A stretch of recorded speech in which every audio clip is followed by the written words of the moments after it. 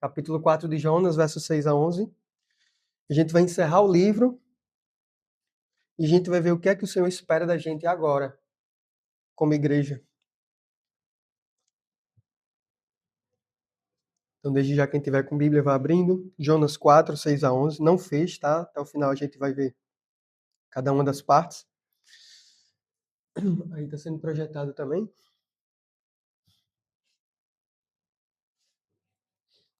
Diz assim a palavra. O Senhor Deus fez crescer ali uma planta que logo espalhou suas folhas grandes sobre a cabeça de Jonas e o protegeu do sol. Isso aliviou o desconforto de Jonas e ele ficou muito grato pela planta. No dia seguinte, porém, ao amanhecer, Deus também mandou uma lagarta. Ela comeu o talo da planta que secou. Quando o calor do sol se intensificou, Deus mandou um vento leste quente soprar sobre Jonas. O sol bateu em sua cabeça até ele sentir-se tão fraco que desejou morrer. Para mim é melhor morrer do que viver desse modo, disse ele. Deus perguntou a Jonas: Você acha certo ficar tão irado por causa da planta? Jonas respondeu: Sim, acho certo ficar tão irado a ponto de querer morrer. Então o Senhor disse: Você tem compaixão de uma planta, embora não tenha feito coisa alguma para que ela crescesse. Ela depressa apareceu e depressa murchou. Nínive, porém, tem mais de 120 mil pessoas que não sabem decidir entre o certo e o errado, sem falar de muitos animais. Acaso não devo ter compaixão dessa grande cidade? Eu acho que todo mundo aqui acompanhou, gente, em 2019, aquele dia triste, né, que aconteceu. E foi bem nessa época também de... a gente tá em junho agora, né? Acho que foi abril. Que houve ali o incêndio lá na Catedral de Notre Dame. Acho que todo mundo viu isso no dia, né, gente? Espalhou, notícia que se espalhou o mundo todo. Eu lembro de é, é, ligar o jornal, né, e ver as cenas ao vivo, né? Tava passando ao vivo lá, né? A catedral pegando fogo e tal. Chegava até a ser inacreditável aquilo. Muito fogo, né? Como era a estrutura muito grande, também era muito fogo queimando ali. Mas logo depois que aconteceu o incêndio, obviamente destruiu, né, toda a catedral. Um incêndio foi muito grande, não conseguiram ali de imediato diminuir o incêndio, né? Mas logo depois que aconteceu o incêndio, em 72 horas após o incêndio, foi levantado ali, tanto por empresários locais, como também empresários globais e amantes daquela catedral, foi levantado o valor em 72 horas para a reconstrução da catedral. Quem sabia disso aqui? Pois é, gente, foi um fato que chocou, sabe, o mundo. E isso aqui também. Em 72 horas já terem levantado o valor da reconstrução. E tudo dinheiro de oferta, né? Pessoas decidiram ofertar, doar, para que aquilo acontecesse. Quem quer dar um chute do valor aí que foi levantado para reconstruir a catedral? Em 72 horas, tá, gente? Só um chute, gente. Chuta aí. Chuta alto. Muito caro. 15 milhões? 15 milhões de quê? Lorena? Bilhões? Gente, em reais foi bilhões, tá? Em reais foi. Mas em euros foi 700 milhões de euros. Gente, é muito dinheiro, né? 700 milhões de euros, 72 horas. E detalhe, ninguém pediu, gente. Ninguém pediu, tá? Teve campanha, não. As pessoas que decidiram dar. E ela foi reconstruída, né? Ela está reconstruída hoje, se eu não me engano, 2024 terminou a obra, foi uma obra de anos também, né? Porque, gente, é uma catedral grandiosa demais.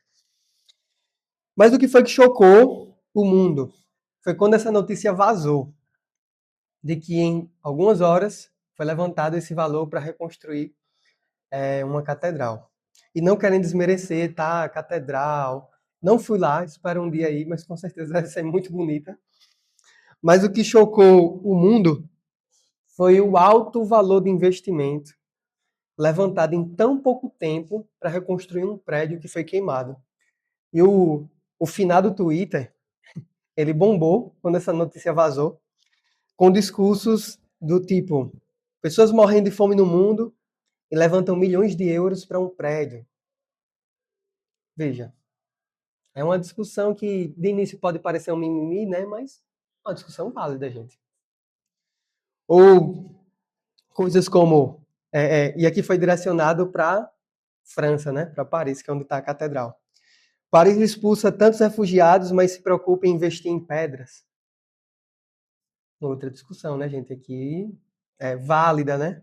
Discussão real, válida. E veja, ninguém está discutindo se a catedral importa ou não. A catedral importa, ela é histórica. Histórica não só para a França, mas para a história do mundo. Mas a discussão aqui é o que é que vale mais? O que é que importa mais? Um prédio, um monumento, uma catedral artística, histórica, ou vidas, ou pessoas? Essa foi a discussão levantada aqui. E o texto que a gente leu, essa perícope que a gente leu aqui, de 6 a 11, ela levanta a mesma discussão, que é entre a conversa final, né, de Deus com Jonas, ou de Jonas com Deus aqui. É uma conversa bem truncada, né? A gente vai falar mais dela aqui com detalhes. Mas esse é o questionamento aqui que Deus faz a Jonas. Jonas, o que é que vale mais? É uma planta ou pessoas? Jonas, o que é que vale mais? O seu conforto debaixo de uma sombra num dia de sol quente ou 120 mil pessoas que estão condenadas? O que é que vale mais, Jonas? Para a gente entender esse encerramento aqui do capítulo 4, a gente precisa voltar um pouquinho, e quem não estava, né? A gente precisa voltar um pouquinho para entender o contexto de por que Deus questionou Jonas sobre isso aqui. No capítulo 3, que foi pregado pelo Vitor, a gente tem, gente, foi tu mesmo, que pregou o capítulo 3 todo isso. A gente tem, gente, no capítulo 3, o maior avivamento da história, tá? Não existe nada comparado ao que aconteceu aqui em Jonas capítulo 3. Você vai procurar aí na Bíblia, Gênesis e Apocalipse, você não vai ver um avivamento tão grande quanto esse. E se a gente estudar a história da igreja, por mais que tenham tido grandes avivamentos, Inglaterra, Estados Unidos, Europa, mas nada se compara a isso aqui, gente. Há um pregador, pregar em um dia correndo, 7 palavras, se eu não me engano, são 7 palavras que ele prega, e 120 mil pessoas no mesmo dia se convertem. Gente, isso nunca aconteceu. E não sei se vai acontecer novamente na história, a menos que Deus queira refazer esse feito aqui. Mas nada desse tipo aqui é registrado na Bíblia nem na história da igreja. Um dia, uma cidade inteira de ímpios, de gente que nunca ouviu falar sobre o Senhor, se converter através de uma pregação feita nas pressas, correndo no meio da rua. Mas foi o que Deus quis e ele assim o fez. E qual foi a reação de Jonas? Imagina para um pregador isso, né? Ele é enviado para pregar em um canto, ele vai lá, prega, e todo mundo na cidade se converte, gente. Talvez para aqueles mais inflados, eles iam sair dali batendo no peito, né? Olha aí o que eu fiz. Olha como a minha pregação é poderosa. Olha o que Deus me levantou para realizar. Mas, gente, nem isso Jonas fez. Jonas não se alegra com aquelas conversões. Jonas não se alegra com a salvação dos ninivitas. Jonas não celebra o feito de Deus. Jonas não se orgulha nem do trabalho dele. O que Jonas faz é totalmente contrário ao que se esperaria de um profeta, de um pregador, de um servo de Deus. Ele se afasta, a gente vê isso já no início do capítulo 4, né? O Vini pregou sobre isso semana passada. Jonas se afasta e Jonas fica aborrecido e irado por aquelas conversões. Jonas fica chateado pelas pessoas terem ouvido a palavra e crido na palavra. E como se não bastasse, ele ainda fica com uma fagulha de esperança no coração dele de que a história terminaria diferente. Ele se afasta ainda mais da cidade, ele se senta ao longe e ele fica esperando o que vai acontecer. Mas o que é que ele está esperando? As pessoas já se converteram. As pessoas já creram. As pessoas já se arrependeram. E Deus já respondeu que foi compassivo. Que vai agir com compaixão. Que era o que ele queria desde o início. Mas o que Jonas fica esperando é Deus executar aquilo que Deus falou para Jonas, tanto no início do capítulo 1, como no início do capítulo 3, que era a mensagem se não houvesse arrependimento. Ele diz, Vai lá e prega ao povo, diz que os pecados deles chegaram até o meu altar e tá fedendo. E a palavra é exatamente essa, lá no capítulo 1, verso 1, né? Tá cheirando mal os pecados deles aqui para mim. E se não houver arrependimento, eles vão perecer. Então, quando Jonas se afasta, mesmo depois de pregar a mensagem e as pessoas se arrependerem, o que ele fica esperando é Deus justamente executar o juízo que ele prometeu. Jonas fica naquela esperança terrível, que essa é uma esperança terrível, de que Deus mostre que ele se ira contra o pecado e que Deus pese a sua mão de juízo sobre aqueles ninivitas. Mas Deus não faz isso, porque o povo já se arrependeu. E a gente vê que o arrependimento foi desde as classes mais baixas da cidade até o rei. O próprio rei de Nínive se converteu quando ouviu a pregação. E ele fica, Jonas, ao longe, esperando que o juízo aconteça. É nesse ponto que entra aqui a segunda parte do capítulo 4, que é a perícope que a gente leu. E esse trecho final, dos versos 6 a 11, eles vão revelar para a gente de forma clara tanto o coração perverso de Jonas, tanto o coração impenitente de Jonas, como vão revelar para a gente, esses versos, vão revelar para a gente também o coração compassivo de Deus. Esse é um dos poucos livros que termina com uma pergunta. Se eu não me engano, somente 3 livros na Bíblia terminam com uma pergunta. E Jonas está entre esses 3, que terminam com uma pergunta. Mas o conteúdo da pergunta é justamente Deus falando da sua compaixão. Não terei eu compaixão desses que estão aí, Jonas? Eu que os criei, eu que os formei, eu que pensei neles, eu que trouxe eles à existência. Eu, Jonas, não teria compaixão deles só porque você não tem? Essa é a pergunta. Mas vamos acompanhar os versos 6 a 8. Já lemos, não vamos voltar a ler, então só acompanhe na sua Bíblia os trechos. Versos 6 a 8, o que a gente vê aqui é o egoísmo de Jonas sendo apresentado, sendo mostrado pra gente. Veja, Jonas está todo errado, gente. Revoltadíssimo aqui com o que está acontecendo, com a conversão. Então, está tudo errado, Jonas. Mas mesmo assim, Deus age com bondade com ele. Talvez se fosse a gente, no lugar de Deus, a gente não seria tão bonzinho com Jonas assim, né? Jonas está ali, longe, sol batendo na cabeça dele, está no calor e tal. Aí Deus faz o quê? Manda uma planta para cobrir Jonas.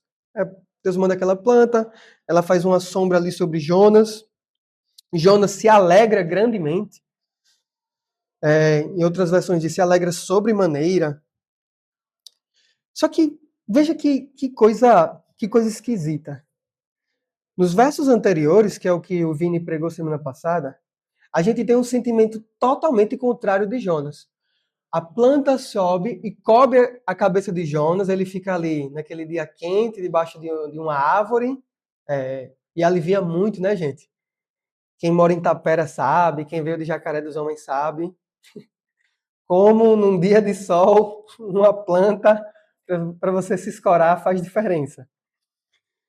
Mas aqui, o que chama a atenção da gente é o sentimento de Jonas. Quando a planta nasce, Jonas fica extremamente alegre, contente. Mas alguns versos anteriores, quando Deus perdoa os pecados de Nínive, Jonas fica extremamente chateado. Gente, quanto egoísmo. No mesmo dia, o que me chateia é que pessoas são salvas, mas o que me alegra é que tem uma planta na minha cabeça me cobrindo do sol. Que crente é esse, gente? Que profeta é esse que Jonas é? O mesmo que ficou extremamente desgostoso com a salvação de 120 mil pessoas, fica extremamente alegre com uma planta, porque é para ele, para cobrir ele, para a sombra dele. Mas Deus, como sabe de todas as coisas, ele sabia que aquele coração impenitente de Jonas precisava ser tratado. O mesmo Deus que manda a planta é o Deus que manda também o verme. E a gente vê isso muito claro na Bíblia, né? É Deus que manda a planta, verso 6. É Deus que manda o verme, verso 7. E o verme ataca a planta para que ela secasse. E no verso 8, como se não bastasse, né? O dia já estava quente, o sol já estava forte. Aí no verso 8, o que é que Deus faz? Ele coloca uma lupa no sol. Ele sopra um pouquinho mais forte, mais quente ali, Ele manda um vento leste quente, em outras versões dizem um vento oriental quente. E esse sol forte, ele cozinha mais a cabeça de Jonas, aquele vento quente aumenta ainda mais a temperatura. E Jonas começa a pedir para morrer ali, né? Começa a se queixar com Deus sobre morrer. E o desconforto dele aumenta. E aqui começa o nosso autoexame. Aqui começa o nosso autoexame. Como que a gente, enquanto igreja, eu falo tanto enquanto igreja no sentido amplo, plural, né? Igreja brasileira, evangélica, e a gente como Igreja Batista Nova Cidade, como a gente tem mostrado ou revelado o nosso coração para esse mundo perdido. A gente tem sido egoísta, autocentrado, como Jonas, ou a gente tem sido compassivo, como Deus é? Veja, algumas perguntas para a gente refletir. O que alegra grandemente o nosso dia, a nossa semana, o nosso mês, o nosso ano? O que é que nos alegra grandemente? Outra pergunta, o que é que nos deixa extremamente desgostoso? Que é o mesmo sentimento que Jonas teve aqui. O que é que nos chateia, que levanta a nossa ira? O que é que tira nosso sono? Quando o nosso carro arranha, quando a bateria do carro morre e a gente está naquele lugar, naquele dia que não poderia acontecer isso. Quando o nosso time perde ou o Brasil não ganha o Hexa. Quando a gente não consegue passar naquele concurso, naquela faculdade, naquela seleção de emprego. Quando dá errado aquele nosso planejamento, como é que a gente fica? Fica talvez triste, chateado ou fica extremamente desgostoso? E pergunta inversa agora. Quando foi que a gente ficou extremamente triste, desgostoso, angustiado por saber que um vizinho nosso ouviu o evangelho e não creu? Que um familiar nosso que a gente ora tanto, ele ainda não se decidiu por Cristo. Quando alguém que a gente tem se dedicado por, ou sabe que outras pessoas, a igreja tem se dedicado por, e essa pessoa ainda não entregou completamente sua vida a Jesus. Será que isso nos entristece tanto quanto o concurso, o carro, a prova, o dinheiro, o time? O que esses versos querem mostrar pra gente é onde está o nosso coração, gente. As nossas alegrias e tristezas são guiadas por coisas temporárias ou coisas eternas? Coisas que têm a ver somente com a nossa vida, o nosso conforto pessoal, ou com aquilo que Deus quer? Às vezes a gente se perde muito, gente, nesse mundo temporário e passageiro. Veja, a planta, o verme, o sol quente, são coisas que têm a ver somente com esse mundo passageiro aqui, gente. Mas a salvação se refere a coisas eternas, ou a condenação, que também é eterna. É impossível a gente falar de eternidade e da importância da eternidade sem lembrar daquela frase de Jonathan Edwards, né? Quando ele fala: ó Deus, grava a eternidade nos meus olhos. Ó Deus, grava a eternidade nos meus olhos. Irmãos, essa precisa ser a nossa oração também.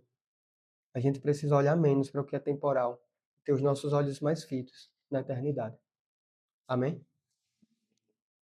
Versos 9 e 10. A gente tem um confronto mais direto de Deus aqui sobre o coração de Jonas. Deus pergunta: é certo isso, Jonas? Que fica quente, Jonas começa a reclamar, volta a ficar desgostoso agora porque a planta morreu. E agora ele direciona um sentimento de tristeza, né, e melancolia pela morte da planta. Veja, Jonas está lamentando ali. E mais uma vez ele pede a morte, né? Eu prefiro morrer. E Deus pergunta: é certo isso, Jonas? E, gente, não sei se vocês tiveram o mesmo sentimento quando a gente leu. É muita coragem essa resposta de Jonas, né? Falta, ele queria morrer mesmo, né? Para responder Deus assim, Deus pergunta: é certo isso? Ele: é certo sim. Gente, que negócio, né? Se eu fosse Deus, eu abria um buraco e diria, desce aí. Mas isso mostra que Deus é compassivo e eu não sou, né, gente? E ele responde, né, com toda intensidade ali, Deus dizendo que é certo sim, ele está assim por conta da planta, é certo sim, o sentimento que ele está no coração dele, esse sentimento egoísta. Então, no verso 10, como que Deus pegando um bisturi, ele abre agora o coração de Jonas e expõe completamente para a gente, né? Ele diz, Deus, né, falando com Jonas, você tem compaixão de uma planta. E a palavra que Deus usa para compaixão aqui é a palavra shus. Não sei se alguém já falou aqui durante as pregações essa palavra. A palavra hebraica shus, que é justamente ter compaixão do mais íntimo do ser, ter um sentimento tão profundo que se inclina para aquilo que aconteceu. Que é justamente a compaixão de Deus por nós. Não é um sentimento de dó e pena distante. Não. O que Deus diz que Jonas sente é chus, é compaixão de mudar o seu sentimento, de tentar resolver a situação, de se inclinar de alguma forma para trazer uma solução. E Deus diz, Jonas, você está sentindo chus, compaixão profunda de uma planta que durou um dia. E você olha diferente para 120 mil pessoas que estavam perecendo. E Deus abre ainda mais, né, com esse bisturi na mão, ele abre ainda mais o coração de Jonas. E ele fala para Jonas no verso 10 ainda, né? Jonas, você não plantou a planta, você não regou, você não cuidou dela. A planta nasceu em uma noite e depois morreu, no outro dia, no caso ali, né? Deus ainda enfatiza, né? Que era passageiro e sem valor eterno. A planta. Assim, sem valor nenhum. Desculpa o pessoal que defendeu o Greenpeace e tal. Aqui é no sentido de sem valor, sem o valor que Jonas estava dando para ela. Sem tanto valor quanto Jonas estava dando aqui, tá, gente? É nesse sentido que Deus está questionando aqui. Não tem um valor eterno, né, gente? Planta não tem alma, planta não recebe salvação. E plantas são como. Uma é como qualquer outra, tá, gente? Desculpa os pais de planta também. Eu queria ofendê-los mesmo. Mas o que Deus está questionando aqui é esse sentimento tão exacerbado sobre algo que Jonas não criou, não fez, não cuidou, não tem valor eterno, e ele pede para morrer por conta daquilo. Irmãos, e os nossos corações? Como estão? Mais uma vez, né? Vamos tirar o bisturi do coração de Jonas e colocar no nosso aqui. Como os nossos corações estão sobre os valores que a gente dá às coisas na nossa vida? Será que a gente dá valor eterno para um carro? A ponto de se matar, se entregar, sabe? Se dedicar tanto para um carro, se inclinar sobre ele? Uma casa, um emprego, uma profissão. E eu não estou dizendo para a gente não se preocupar ou não cuidar dessas coisas ou dessas áreas da nossa vida, tá? De bens materiais, família, estudos. Pelo contrário, a gente deve se dedicar mesmo. Mas a questão é que tipo de dedicação estamos dando? Que tipo de sentimento estamos oferecendo para o que é passageiro? A planta, assim como qualquer outra, ela passa. Carro passa, gente. A casa passa. Gente, a família da gente passa, tá? Mas as almas, gente, elas são eternas. E elas vão ou eternamente sentir o sofrimento do juízo de Deus, ou eternamente sentir a bondade de Deus na salvação. E é para o que é eterno que a gente deve dedicar a nossa vida. Dedicar no sentido de se entregar mais, trabalhar mais, perder noites de sono para a salvação de outras pessoas, para a expansão do reino, para a plantação de novas igrejas. Deus aqui, gente, não quer tratar só o coração de Jonas, tá? Deus ele quer tratar os nossos corações também. Como eles estão. No verso 10, versos 10 e 11, a gente entra no último trecho, e o que a gente vê é a compaixão de Deus pelos perdidos. A gente chega agora no desfecho do livro, não só no desfecho do capítulo, mas no desfecho de todo o livro. E Deus faz a pergunta para Jonas, né? Acaso eu não devo ter compaixão dessa grande cidade? Logo no finalzinho do verso 11. Acaso eu não devo ter compaixão dessa grande cidade, Jonas? E veja algo importante. A mesma palavra que Deus usa para falar do sentimento de Jonas, Deus usa para falar do sentimento dele aqui. É a mesma palavra, shus, compaixão. Ele, Jonas, você tem compaixão, shus, se inclina para uma planta. Eu não devo sentir shus, sentir compaixão, me inclinar para pessoas que estão perecendo, para uma cidade inteira. E o argumento de Deus é do menor para o maior, né? Se shus se inclina para uma planta, eu não vou me inclinar para uma grande cidade que está morrendo, perecendo.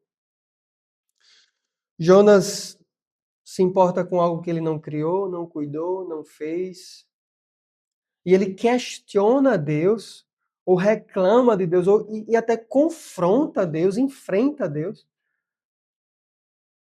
que criou todas as coisas, inclusive criou os ninivitas, formou os ninivitas, deu vida aos ninivitas, e nesse momento se importou tanto com os ninivitas, ao ponto de mandar um pregador para Nínive, que é Jonas, para que ele pregasse arrependimento e o povo pudesse se arrepender. E Deus pergunta a Jonas, Jonas, tu não fez nada pela planta e está com o sentimento dela. Eu não posso ter sentimento do povo que eu criei, que desde a eternidade eu já sabia que eles seriam formados, e eu sabia que eles iam pecar, errar, se afastar, seriam perversos mesmo. Mas eles precisavam se arrepender. E eles se arrependeram agora.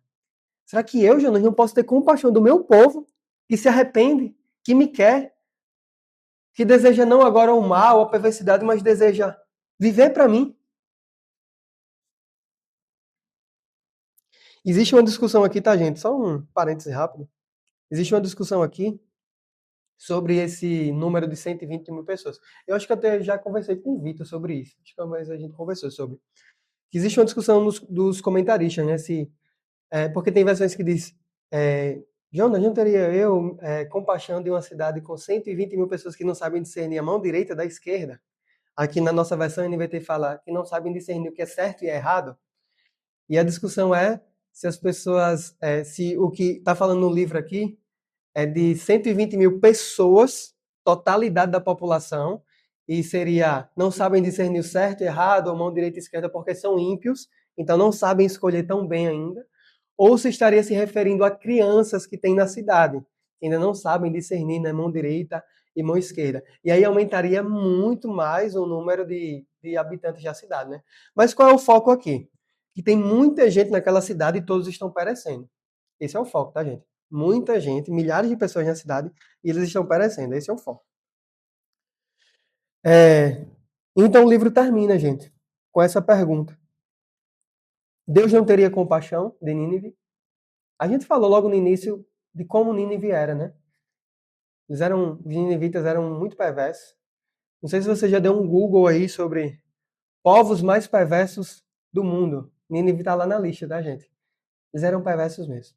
Eles matavam sem dó, eles humilhavam os inimigos, eles arrancavam pele de gente viva, eles empalavam ali os guerreiros na guerra, né? E colocavam na entrada da cidade para que os filhos, para que as esposas estivessem entrando na cidade como escravos e vissem os seus mortos ali na entrada. Então, gente, eles eram de fato muito perversos. Mas Deus ainda quer salvá-los. E ele manda o profeta para isso. E eles ouvem o que Deus fala para eles. E eles se arrependem. E aqui a nossa análise, né? Será que Deus não poderia derramar a compaixão dele sobre eles porque eles eram perversos? A gente merece mais compaixão de Deus do que eles mereciam? Será? A gente merece mais a misericórdia de Deus porque talvez a gente não matou ninguém, não arrancou a pele de ninguém na faca, né? Será que a gente merece mais? Irmãos, Deus tem compaixão de quem Ele quer. E Ele quis ter compaixão dos ninivitas. E a vontade que vai acontecer é sempre a de Deus, de ser um Deus compassivo. Não a de Jonas, de querer um Deus perverso. Ou não a nossa, de querer um Deus ao nosso molde. E a gente escolhe quem deve, quem merece ser salvo, e a gente escolhe quem deve e não merece também. Não, gente. Não somos nós que escolhemos. É Deus que escolhe em quem vai derramar a sua graça. E o nosso papel é fazer o quê, gente? Falar do Deus compassivo. Esse é o nosso papel. O nosso papel é pregar sobre o Deus compassivo. A nossa missão é não replicar o comportamento de Jonas, de endurecer o nosso coração, de escolher quem deve ser salvo e quem não deve, de escolher quem deve ouvir a nossa mensagem e quem não deve, e achar que Deus é um fantoche nosso, e agir de acordo com aquilo que a gente quer. O mundo precisa ouvir, gente, que existe um Deus compassivo. Principalmente aqueles que aos nossos olhos talvez pareçam mais perversos. Eles são os que mais precisam do Senhor. Então nós precisamos falar dele. Abra comigo sua Bíblia em Lucas 19, versos 41 a 44.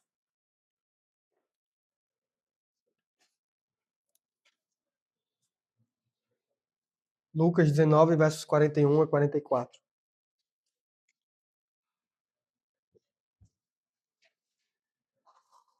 Quem pode ler pra gente aí bem alto?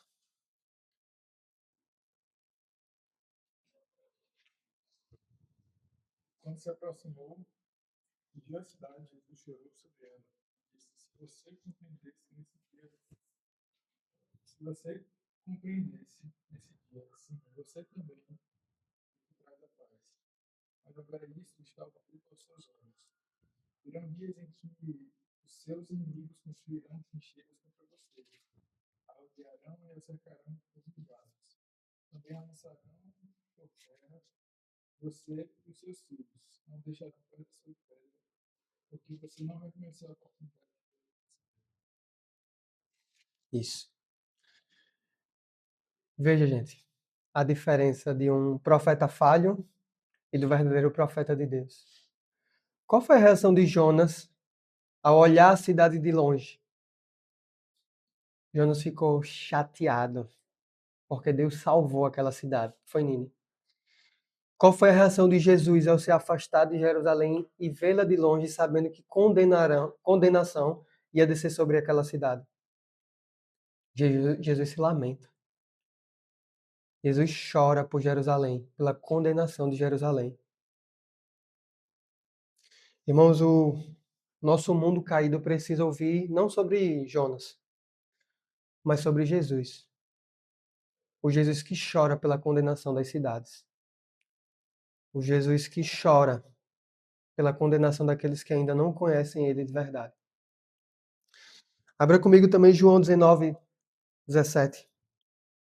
Evangelho segundo João 19, 17. E outra pessoa abre em Hebreus 13, 12.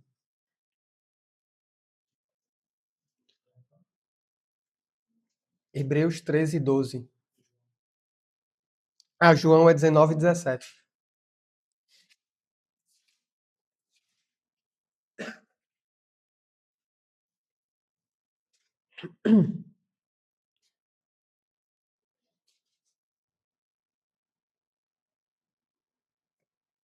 Quem achou pode ler, gente. João.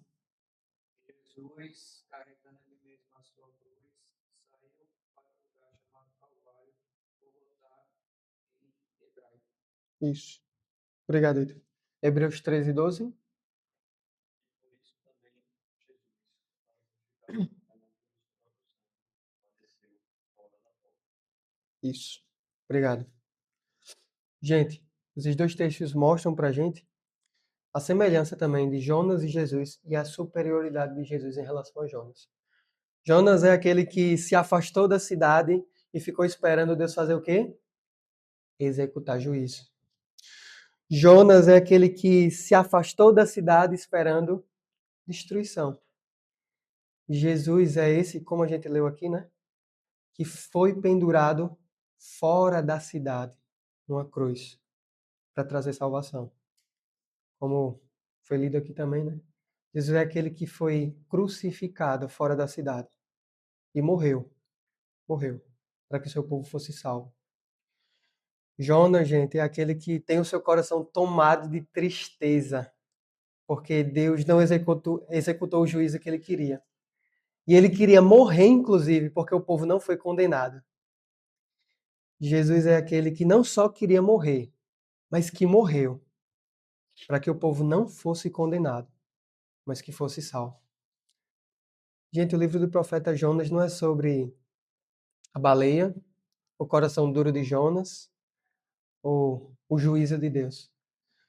Mas o livro do profeta Jonas é sobre a compaixão de Deus por aqueles que estão perdidos. Compaixão essa que a gente vê hoje de forma mais real e palpável em Cristo Jesus. O mundo precisa conhecer o Deus compassivo, mas a melhor forma da gente apresentar esse Deus compassivo ao mundo é através do Evangelho de Jesus Cristo, o Evangelho que traz salvação. Amém, gente? Para a gente concluir, 3 aplicações.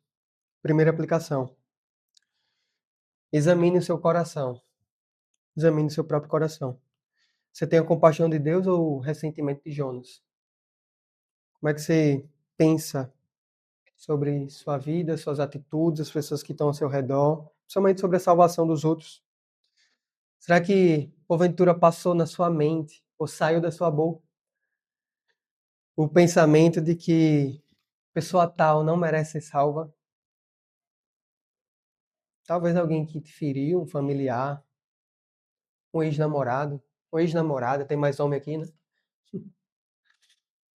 Talvez aquele tio, primo, prima, que ama o Bolsonaro ou ama o Lula e deu briga na última reunião de família. Você ficou ali com o sentimento de que ele se dê mal. Não, velho, vou escandalizar mais. Você já pensou você chegar no céu e encontrar o Lula ou o Bolsonaro? Você ia ficar feliz ou triste? Bem escandalizante, né? Se você visse hoje a notícia, né, de que ambos se converteram, creram no Evangelho de Cristo, você ia ficar feliz ou ia duvidar? Ou até ficar desgostoso, talvez. Gente, todo mundo precisa ser salvo. Todo mundo. E Jesus morreu justamente para que todos tivessem a possibilidade. Os de direita, os de esquerda, os que magoaram a gente, os que ainda vão magoar a gente. Os irmãos fáceis de lidar, os irmãos difíceis de lidar. As pessoas fáceis de lidar no nosso trabalho, as pessoas difíceis de lidar no nosso trabalho. Inclusive aquelas que fofocam da gente, a gente sabe. Jesus quer salvar eles também, gente. Segunda aplicação pra gente. Tenha compaixão pelos perdidos e haja como tal. Irmãos, assim como Nínive estava perdida, a nossa cidade também está perdida, gente. Maceió está perdida. A gente acha que a grande maioria já ouviu o evangelho, mas não, gente. É a minoria que conhece o evangelho aqui na nossa cidade. E a gente está falando de uma cidade bem maior do que Nínive, tá? Aqui não são 120 mil pessoas já, a gente já é uma metrópole. É mais de 1 milhão de pessoas em nossa cidade. E todas elas precisam ouvir o evangelho. Todos precisam ouvir o evangelho. Inclusive a gente. Precisa ouvir o evangelho todo dia, toda semana. Mas assim como Nínive, gente, acabou, a nossa cidade também um dia vai se acabar, gente. E não é pela Braskem, tá? É pelo juízo de Deus que um dia vai chegar também. Só uma cidade vai permanecer no dia final. É a Nova Jerusalém Celestial. E vai estar nessa cidade, não os ninivitas, os maceuenses, não. Vai estar nessa cidade aqueles que ouviram sobre o Deus compassivo e creram nesse Deus compassivo. Vai estar nessa cidade aqueles que ouviram sobre o Evangelho de Jesus Cristo e creram em Cristo como seu Senhor e Salvador. Então, gente, nós precisamos ter compaixão da nossa cidade. Nós precisamos agir como aqueles que têm compaixão da nossa cidade. Ter compaixão da nossa cidade não é passar 3 meses estudando sobre o livro de Jonas e dizer, Senhor, salva a nossa cidade e sair hoje ou amanhã e não fazer nada pela nossa cidade. E quando eu falo nossa cidade, eu incluo O bairro que a gente mora, o prédio que a gente mora, a casa que a gente mora, o condomínio que a gente mora, o lugar que a gente trabalha, a faculdade que a gente estuda, a escola que a gente estuda. Tudo isso é nossa cidade, gente. E ali estão as pessoas da nossa cidade que precisam ouvir o evangelho. Então, meu irmão, minha irmã, tenha compaixão. Tenha compaixão daqueles que estão perdidos em Maceió. E haja como tal, pregando o evangelho de Cristo. Amém? E terceira e última aplicação. Aqueles que já ouviram ou nunca ouviram sobre um Deus compassivo que demonstra o seu amor através de Jesus, receba a salvação de Deus. Essa é a terceira aplicação. Receba a salvação de Deus. Há uma frase, a gente falou várias vezes aqui, que é um versículo, né, de Jonas 2,9, que é o coração desse livro. Esse versículo resume tudo o que o livro quer comunicar. Que diz, ao Senhor pertence a salvação, né? Jonas 2,9, ao Senhor pertence a salvação. Esse livro aqui, gente, a grande mensagem desse livro é sobre salvação, a salvação que Deus dá através através de seus profetas, aqueles que pregam a mensagem e aqueles que creem que Ele é um Deus compassivo. E veja que do início ao fim, Deus está salvando. Do início ao fim desse livro, Deus está salvando. Capítulo 1, Deus salva. Deus salva quem? Os marinheiros, gente. Deus salva aqueles que estão no barco. Jonas entra ali para fugir da vontade do Senhor. Ele quer ir para Tarsis, mas o Senhor já tinha mandado ele para Nínive. E por conta da desobediência dele, a tempestade chega naquele barco. Inclusive, ele está a ponto, é isso que é falado no capítulo 1, né? Ele está a ponto de se partir e afundar, de tão forte que era a tempestade. E o povo vai perecer. Os marinheiros vão perecer. Era uma embarcação de mais ou menos 100 a 150 pessoas pela extensão da viagem. Mas Deus decide salvar os marinheiros. Não porque Jonas foi lançado fora, mas porque, mesmo na rebeldia de Jonas, os marinheiros ouvem sobre o Senhor e creem no Senhor. E aquele capítulo 1 termina com os marinheiros adorando ao Senhor. Deus salva os marinheiros no capítulo 1. Capítulo 2, Deus salva. Deus salva quem? Jonas. Mesmo ele fugindo, sendo impenitente, pedindo para ser lançado fora do barco, ele afundando na água. Gente, bastaria para Jonas ali. Bastaria para Jonas aprender. Mas mesmo assim, Deus manda um grande peixe para abocanhar Jonas, para ele não morrer afogado. Ali ele ora e Deus salva ele. Deus depois manda que o peixe ele o cuspa em terra firme. Então, mais uma vez, Deus mostra que a ele pertence a salvação, que ele salva. Capítulo 3, Deus salva. Deus salva quem agora? Os ninivitas. Aqueles que ouviram a mensagem que Jonas pregou. Aqueles que ouviram a mensagem que Deus ordenou que chegasse aos ouvidos daquele povo. E eles se convertem, eles creem, eles acreditam, eles se entregam ao Senhor. E Deus mostra que a ele pertence a salvação. No capítulo 4, quem Deus salva? A planta não é, né, gente? É o lagarto. Deus salva o próprio nome dele do mau testemunho de Jonas. Gente, se fosse por Jonas, esse livro terminaria como Deus sendo impiedoso.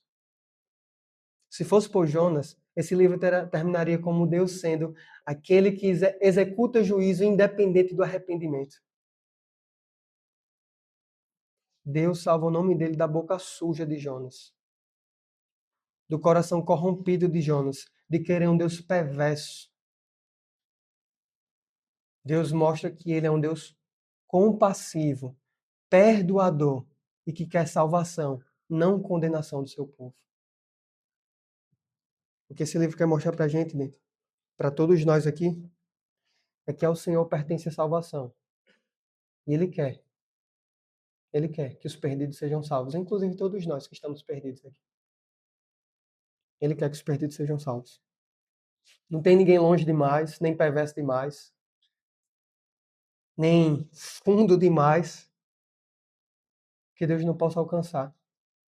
Os marinheiros, no momento da tempestade, estavam chamando, clamando, gritando aos seus deuses. Mas quem foi que ouviu?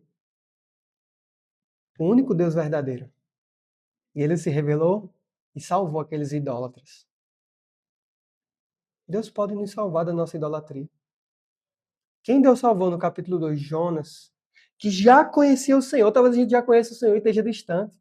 Mas ainda assim o Senhor quer nos salvar, mesmo na nossa impiedade. Quem Deus salva no capítulo 3, os ninivitas, os perversos.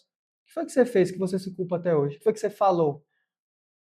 E fica angustiado até hoje. Meu irmão, Deus pode te perdoar disso. Deus perdoa os ninivitas. Será que o perdão dele também não pode cair sobre nós? Deus quer, gente, nos salvar. Deus quer salvar todos nós. Ele está disposto a isso. Basta nos arrependermos e crermos que Jesus é o profeta que ele mandou para a nossa salvação. Amém?